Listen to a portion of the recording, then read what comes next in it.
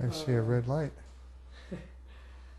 The first question is, what did strike you most in Turkey? Are there any things that you can never forget anywhere in Turkey? The friendliness of the people. It was a very, both before September 11th and after September 11th, we were there. You know, both before and afterwards, and the Turkish people are so gracious, and Turkey is a very beautiful country, of course, and all of the historic places to visit. But I think it's the people that I remember my strongest impression, the friendliness and warm hospitality of the people. People that, you know, I didn't know, never met before. Just very, very warm, engaging, enjoyable people. I think that's the strongest impression, is the people. I just really love Turkey. At some point, the people, especially in the United States, has a different mind after the September 11th about the Muslims, Islam. So for you, you were just there right at that time, in a Muslim country, and with the Muslim people going all around. Did anything change, or the people's reaction to you because of your American and coming from United States? You see any difference between the people, or how did you? What was your reaction when you heard the September 11th happen? Well, I really couldn't believe it. I really had a hard time taking in the magnitude of what happened. And after September 11th, I think what my son and I noticed particularly was that people went out of their way to express their concern and they're wanting to be of help. I think there was a particularly definite concern for us and for what this attack could mean for world peace, and so what we experienced was a real concern and a wanting to share the grief of what the attack meant. Real concern for us as Americans. Did 9/11 affect any of your ideas about Islam? Not really, because I've been involved in interfaith work for some time, and I know that fundamentalism is a problem in every religion. It's a problem here in this country, as you know, for having lived here. Christian fundamentalism is a real problem, has political power in this country, is a supporter of the present administration. So in times of change, people are very vulnerable to simple answers to complex questions, complex issues. And that's occurring everywhere.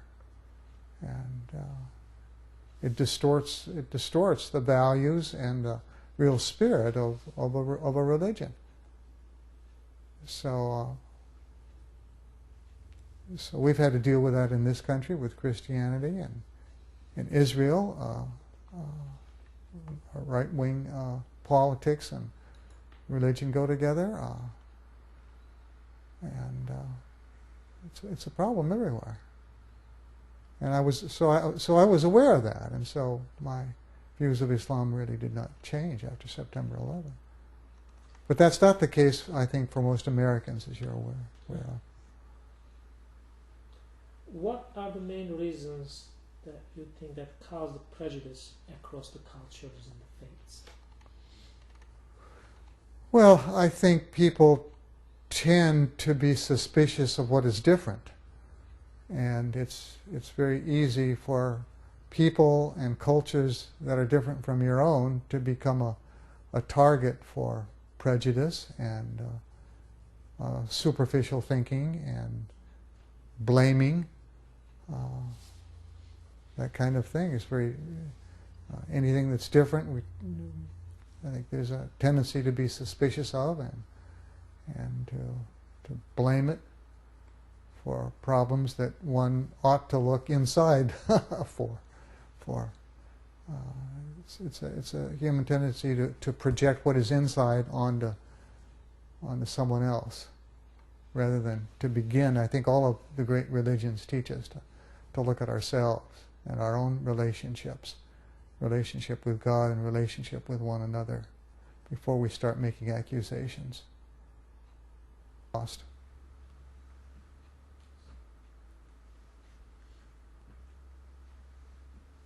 If you give a message to the world and the people in here in the United States, what would that be? Look to the best that is in your particular faith as a resource for bringing peace and justice to the world. Peace and justice go together. I don't think most Americans realize the extent to which their government meddles in the affairs of other people, and has been doing this for a number of years, not just with the Bush administration, but prior to that. I think we Americans need to look at ourselves and the harm that we have caused other peoples, and to start changing some of our government policies. But my message would be that for us all to look in our respective religious traditions for those resources for peace and justice that are there. All of the great religious teachers have spoken very clearly about the way we treat one another is a reflection of what we think about God, the divine. When you were in Turkey, is any Islamic values or the symbols that really got your attention? Do you have anything in particular really got your attention as an Islamic values or symbols, like the call to pray or the worship, pray, mosque, anything like that? I think I was impressed with the attempt to separate mosque and government, that the spirituality of a people could be nourished with religion, but that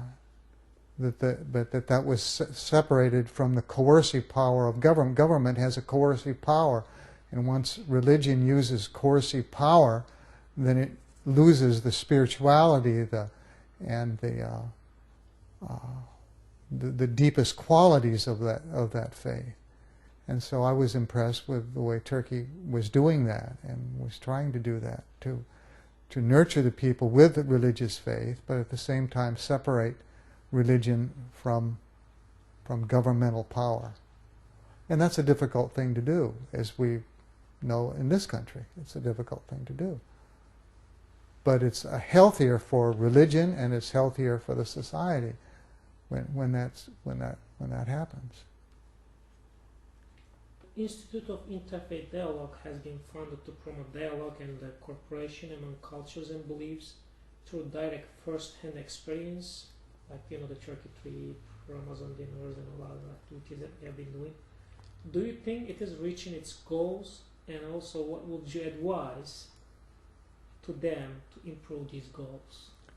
Well, I've been very impressed with Interfaith Dialogue and what you've done.